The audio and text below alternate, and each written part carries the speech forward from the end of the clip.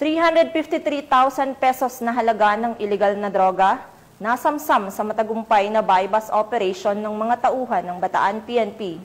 39 anyos na sospek, arestado. Ang buong detalye ay mula kay Patrolwoman Janice Bulahaw.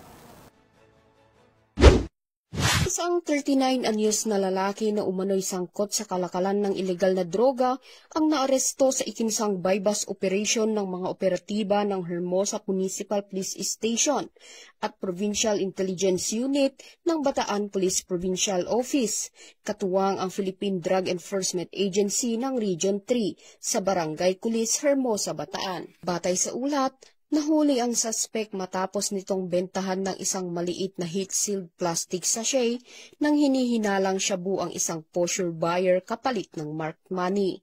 Sa isinagawang protective search, na-recover pa mula sa kanya ang isang malaking sachet ng pinaghihinalaang shabu.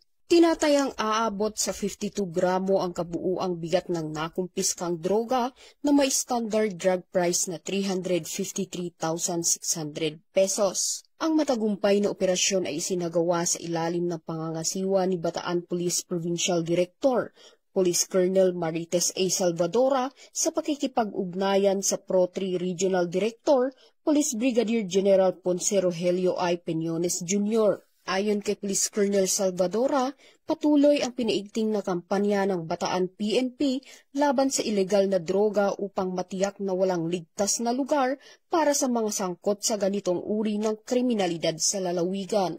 Mula dito sa Gitnang Luzon, ako ang inyong PNN correspondent, Patrolwoman Janice Bulahaw, alagad ng batas, tagataguyod ng Balitang Pulis.